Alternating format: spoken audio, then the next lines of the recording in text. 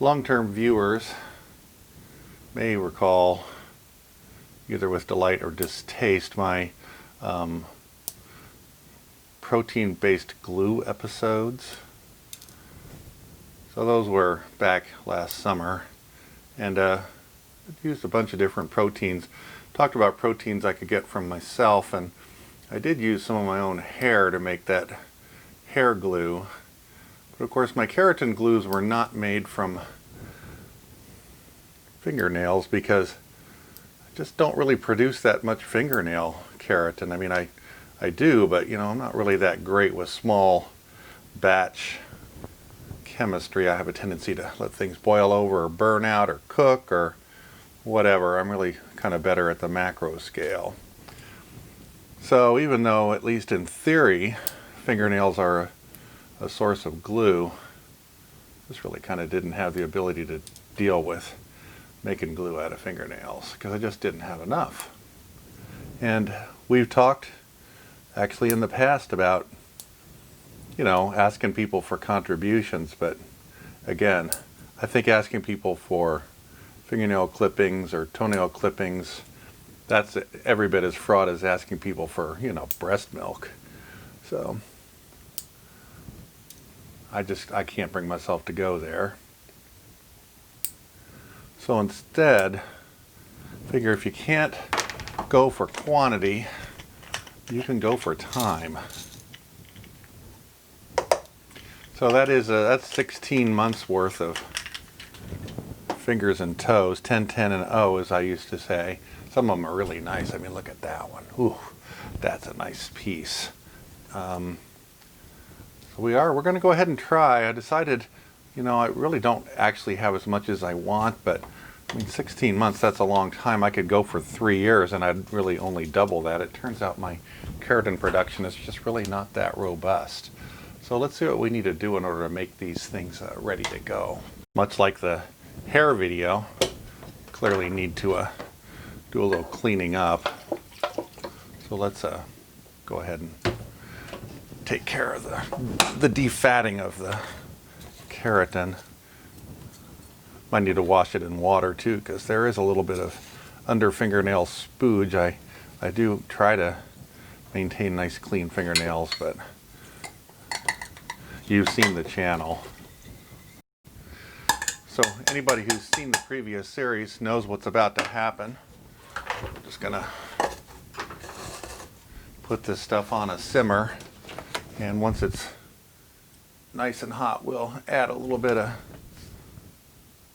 sodium hydroxide and get hydrolyzing. It'll be interesting to see if this is slow like the hooves or fast like the hair. So here we go. Remember, oftentimes you'll get a little bit of a surprise when you dunk in the sodium hydroxide.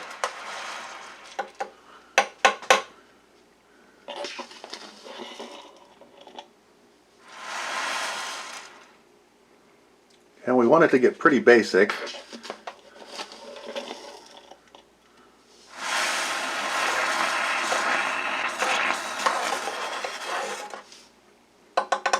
Let's see where that is. Well, that was interesting. We got an immediate change in fingernail color.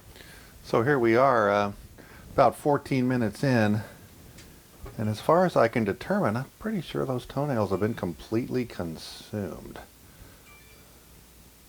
I can't find any, so I'm going to call that a hydrolysis. We're going to let this start to reduce in volume now, and at some point I'll add a little acid just to kind of bring it back to a basic but not massively basic pH. Nice and foamy. Doesn't smell nearly as bad as the deer hooves did, that's for sure. Now, I wouldn't mention this to anybody, but you know, honestly, this protein foam here, it's got the characteristics of a good meringue. Look at the way you can sculpt it. It's just it's a really nice protein foam. But then again, yeah, I wouldn't feed it to anybody. Probably. Well, so there you have it. We've reached the standard point in the procedure where we pour it out and let it cool off and finish drying out.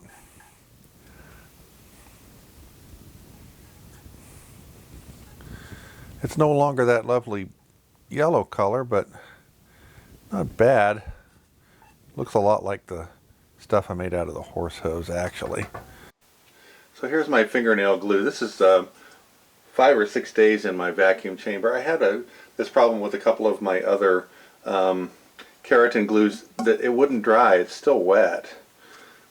So I put it in this crucible and I've changed the pH back to something a little more neutral, and I'm going to go ahead and try it, but I'm going to tell you right now, this glue is not going to work because it's not sticky. It's not sticky at all. It feels more like, well, I don't know.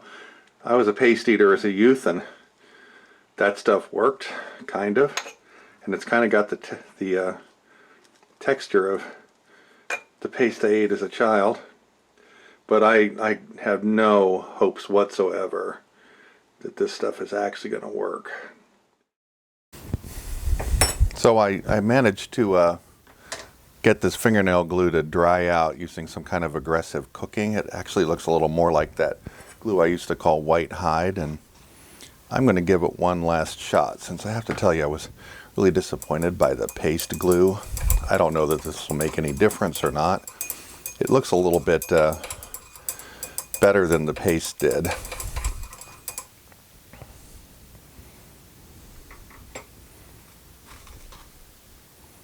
We'll just get it nice and cooked up. We'll give it a clampage and then we'll do a glue off.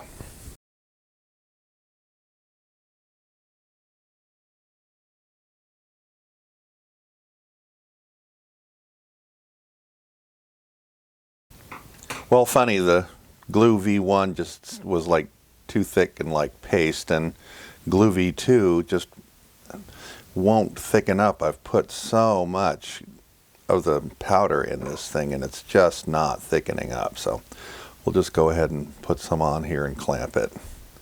I'm not hopeful. Alright, let's check the status of our glue.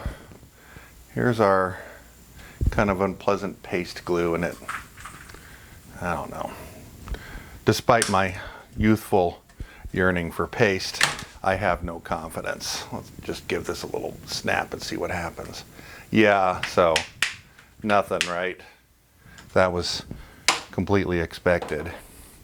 Here's my slightly revised fingernail glue, which seems to work a little better, at least initially. We're going to give that a little bend and see what happens. Yeah, so there you go. Let me get up right here so you can see. I find fingernail and toenail glue to be really quite unimpressive. Guess that's an episode. I think the conclusion that I would draw from this particular evolution is probably unsurprising to all, and that is that making glue out of your fingernails and toenails is largely a bad idea. So anyway, thanks so much for watching. Please feel free to like and subscribe if you want. If you don't want, that's fine too, and like it if you'd tell your friends, and if they don't want to watch, well, it's probably understandable, but I'll just be here doing my thing. So thanks very much for watching and have a great day.